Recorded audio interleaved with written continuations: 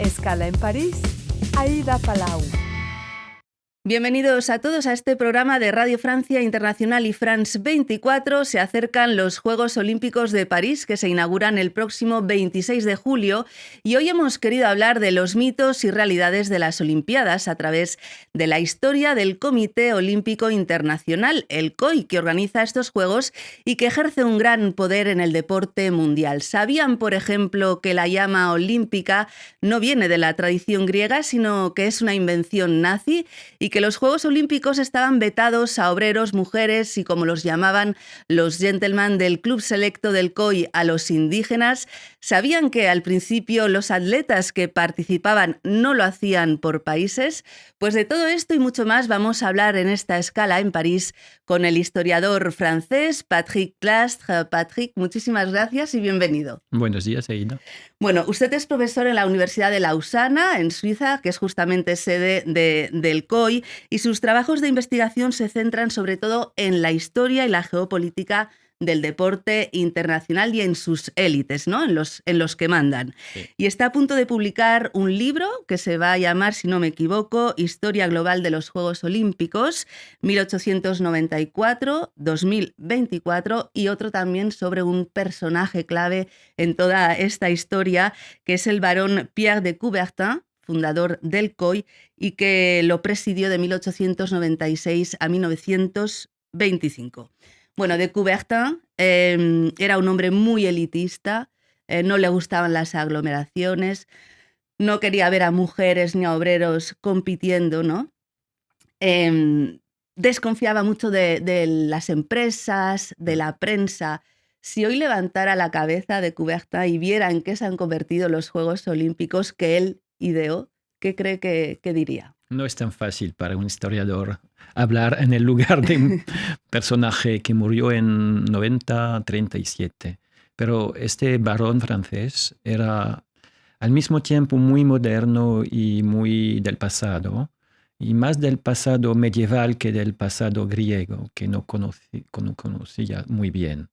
Y su proyecto era la creación como de una nueva élite internacional de las clases superiores en la modernidad, con la modernidad del deporte, y personajes que podrían ser más fuertes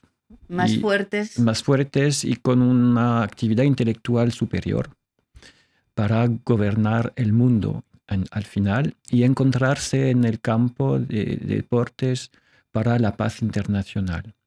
Era un personaje que es muy lejos de nosotros.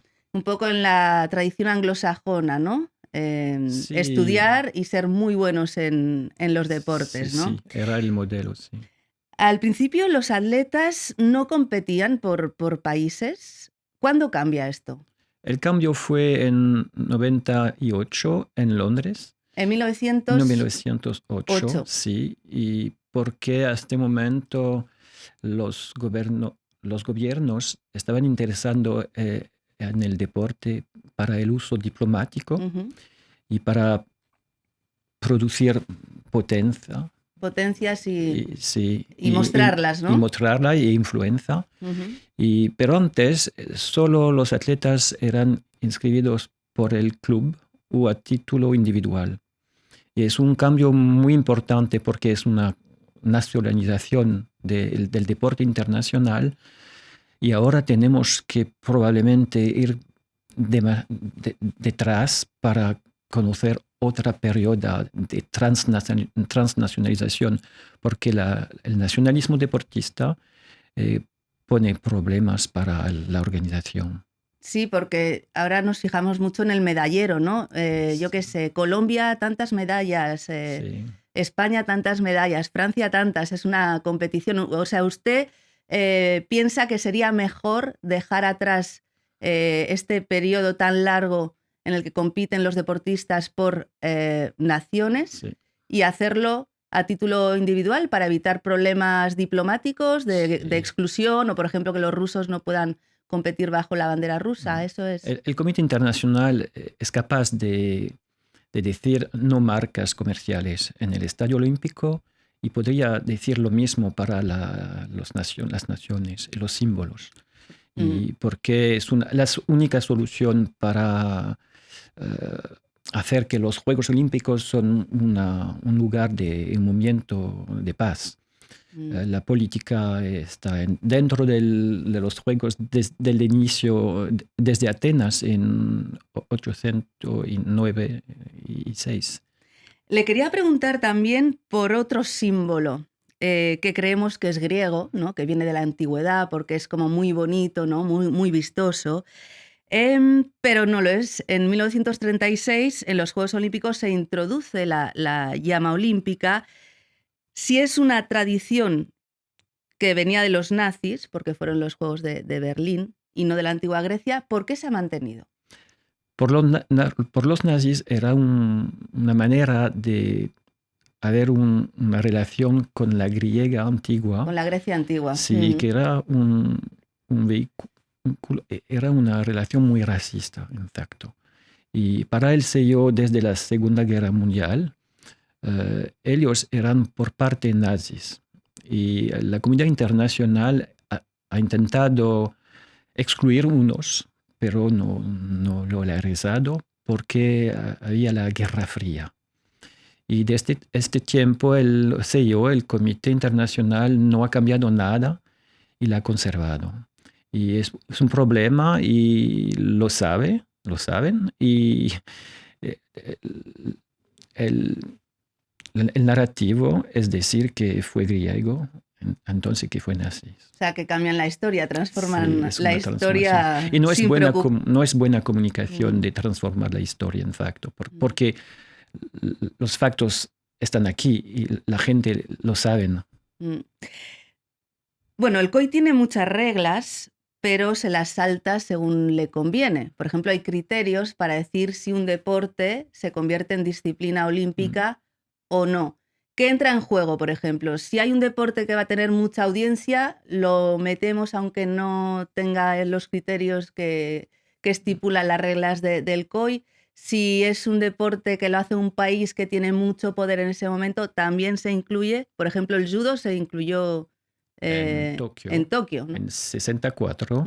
El taekwondo en Seúl en 88. Y por los deportes más recientes en Tokio, vamos a ver la escalada indoor o el surf. Y el breakdance aquí, ¿no? El breakdance en aquí París. en París es una explicación más comercial, que es porque el Comité Internacional ha entendido que los jóvenes de menos de 35 años no están interesados ningún más en los Olímpicos. Y es una forma de perpetuar, ¿no? Sí, es una forma de garantizar que están en la televisión, y para las marcas que ponen mucho dinero en el evento. Y antes, por ejemplo, por el Japón o la Corea del Sur, la idea fue más diplomática para integrar los países de Asia. De Asia. Sí, en el ámbito del deporte mundial, olímpico. ¿no? Olímpico. Sí, es la mundialización olímpica. Bueno, ¿cuál es la posición del COI ante reivindicaciones sociales? Porque bueno, el COI no quiere que haya muchos problemas, ¿no? Pero algo que de lo que me he enterado preparando esta entrevista con usted es que a Tommy Smith y John Carlos, que levantaron el puño en el podium de México en el 68 para denunciar la situación de pobreza de los afroamericanos en Estados Unidos, nunca se les rehabilitó. No, el comité nunca les ha rehabilitado y fueron excluidos por el presidente Avery Brundage de Estados Unidos a esta época, que era un racista declarado. Por el Comité Internacional, la idea es que la política podría entrar en el estadio y en el podio por los atletas. Pero, por ejemplo, la Federación Internacional de Atletismo les dan toda libertad. Y los atletas son personas adultas y casi capaces de entender la situación. Y es una cuestión de confianza.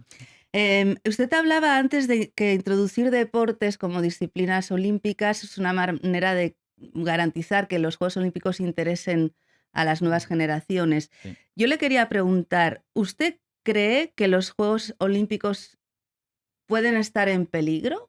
Sí, podrían ser en peligro con las fracturas actuales geopolíticas y el intento de la Rusia de crear nuevas competiciones internacionales. Por ejemplo, los campeonatos del futuro, era en el mes de abril. ¿De abril? De abril, sí.